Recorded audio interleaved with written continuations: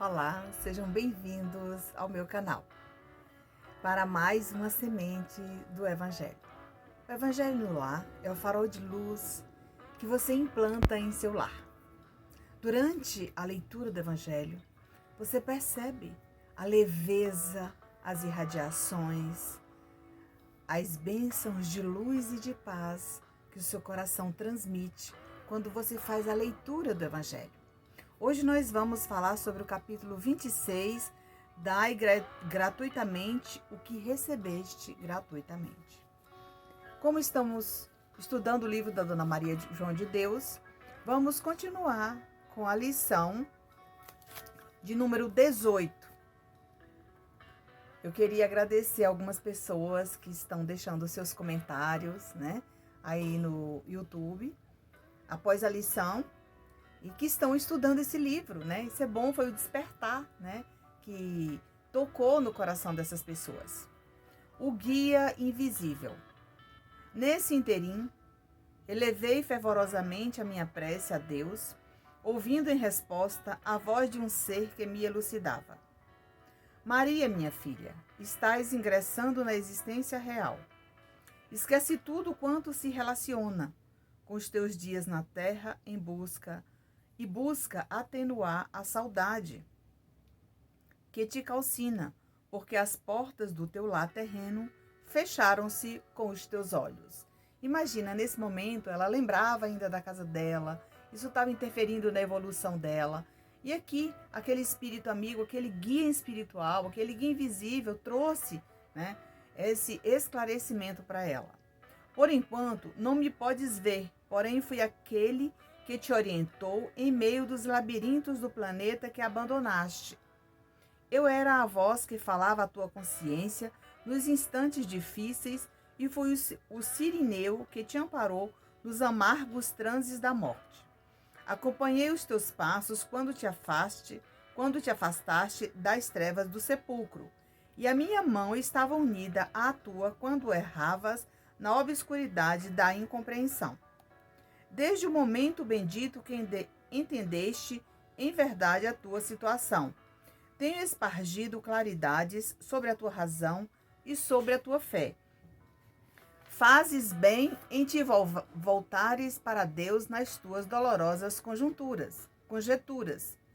Os pensamentos da criança, concentrados nele, em seu poder misericordioso, organizam as faculdades espirituais, convergindo as suas possibilidades para a maior potência do raciocínio e do sentimento, atributos sublimes da existência das almas. O teu corpo, cuja organização te infunde a mais profunda estranheza, é o envoltório da matéria quintessenciada que constitui o invólucro sutilíssimo do espírito. Aqui, veja bem, olha que guia espiritual maravilhoso. Ele está falando para ela voltar, para o seu interior, como espírito, que naquele momento ela já se transformou, Nesse momento você é um espírito, você precisa evoluir, você precisa melhorar, você precisa entender que você não vai ficar visitando a sua casa quando você deseja, você precisa melhorar primeiro. Ele fala também do seu corpo espiritual, que é o perispírito, que neste momento ela deve voltar a observar, porque é ali que vai estar passando por uma certa avaliação com os cuidados que ela vai ter dali para frente, Que é a assistência que ela vai receber, justamente porque ela parte enferma e, consequência disso, está lá no perispírito para fazer um tratamento longo, Impressiona-te o fato de haveres abandonado a forma corporal. Aquilo, gente, ela ficava observando, como assim? O meu corpo ficou lá e eu aqui tenho um outro corpo, mas era o molde do perispírito do corpo físico dela que ela havia deixado na Terra, conservando outra idêntica, e que não foste bem esclarecida sobre o problema do organismo espiritual, que tomando as células vivas no imenso laboratório das forças universais, compila o conjunto de elementos preciosos à tua tangibilidade, no orbe terráqueo. O teu corpo material constituía somente uma veste que estragou na voragem do tempo. Considera essa verdade que para que te escudes no necessário desapego das coisas mundanas. Veja bem, aqui ele estava chamando a atenção dela para voltar para o corpo espiritual, que afinal de contas, ela estava, né, naquele momento no mundo espiritual, passando por um tratamento, né, para que ela entendesse. Então, muita gente não tem esse esclarecimento aqui na Terra. E esse livro, ele é importante por isso, porque ele traz, né, essa evolução diária do espírito quando chega ao mundo espiritual, o que ele encontra, né, quais são as fases, né, quais são os primeiros passos que ele dá ao chegar ao mundo espiritual. Um dia ele pode escrever igual aconteceu com a Dona Maria João de Deus. Vamos ler um pedacinho aqui do Evangelho? Mediunidade gratuita, capítulo 26. Os médiuns de agora, visto que também os apóstolos tinham mediunidade, receberam gratuitamente de Deus um dom gratuito. Então, aquela história, o que vem de Deus, os dons que você trouxe, que você vai trabalhar a espiritualidade, né? Ou seja, uma mediunidade num ambiente onde você possa desempenhar esse papel, ou seja, com as suas mãos, né? Servindo como instrumento. Tudo aquilo é um trabalho gratuito que você faz, né? Escrever uma carta, uma psicografia, é um trabalho gratuito, né? Resgatar um espírito numa reunião espiritual, né, trabalhando para o bem, é um trabalho gratuito. Então tem que saber, né, fazer essa distinção, né, das coisas que você trouxe, material e espiritual, ok? Todo aquele que conhece as condições que os bons espíritos se comunicam e a repulsa que sentem por tudo o que é de interesse egoísta, sabe como pouca coisa é preciso para se afastar, para que se afastem. Jamais poderá admitir que os espíritos superiores estejam à disposição do primeiro que os chamasse, recompensando-os tanto por sessão. Então aqui engana quem pensa que ao ingressar numa casa espírita, começando, né, a despertar a mediunidade, ele vai trazer comunicações de espírito, como o Dr. Bezerra, né, como Chico Xavier e tantos outros, né, espírito de luz. Pode ser que isso venha acontecer na falta de um instrumento capacitado para esse trabalho, tá? Deus quer dizer que a luz chegue a todos. Não quer que o mais pobre seja dela privado e possa dizer: não tenho fé porque não pude pagar. Não tive a consolação de receber os encorajamentos e os testemunhos de afeição daqueles por quem choro, porque sou pobre. Então, aqui nesse momento, tem pessoas que acham que vai à casa espírita, né? Que não vai ser bem recebido, que não tem essa oportunidade, que é somente para os ricos. Não, é para todas as pessoas que lá estiver, né, necessitando de um auxílio. É claro que a gente sabe que por toda parte existe pessoas, que quem atende são pessoas, são seres humanos. E eles podem falhar também, tá? Sem dúvida, agindo assim, podem-se ter manifestações, mas quem poderá garantir a sinceridade delas, né? Nesse momento, eu estou aqui interessada em trabalhar, mas eu quero somente trabalhar com espírito de luz. Primeiro, eu preciso estudar, me dedicar, buscar essa conexão com Deus para me transformar nesse instrumento. Veja bem, a Dona Maria João de Deus trouxe aquela informação sucinta do perispírito, aonde ela estava aprendendo a conhecer esse trabalho de caridade, né?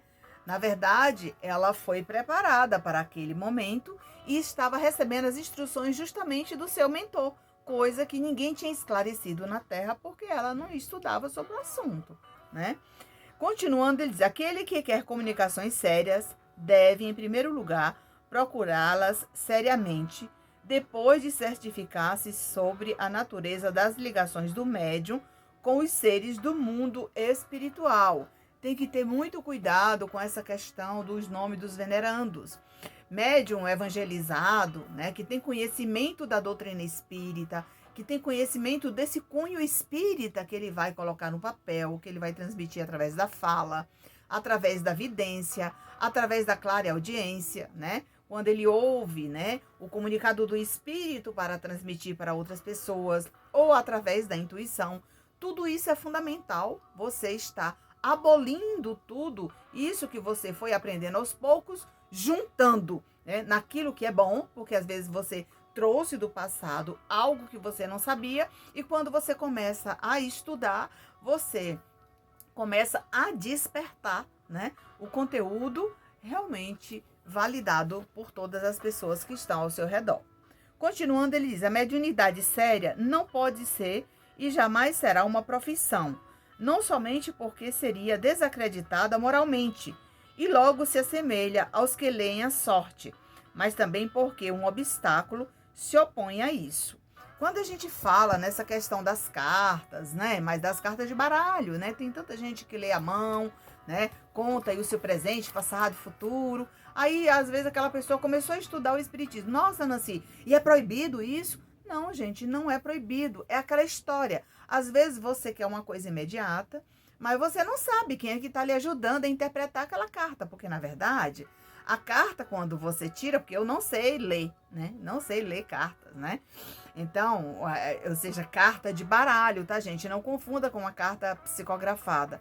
Mas assim, no momento que você traz aquilo com você, é um dom, né? Mas aquele dom você pode também usar para servir a caridade, para ajudar pessoas, né?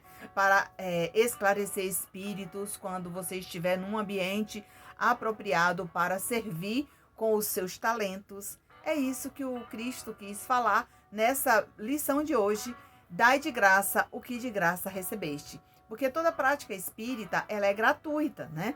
Não se cobra para escrever uma carta, né? Para psicografar uma carta, como a gente chama de carta consoladora, né? Não se cobra para você ir a um centro espírita, né? Fazer um atendimento fraterno, né? Um tratamento físico e espiritual, levar uma garrafa para a fluidoterapia, aquilo ali tudo é gratuito, gente.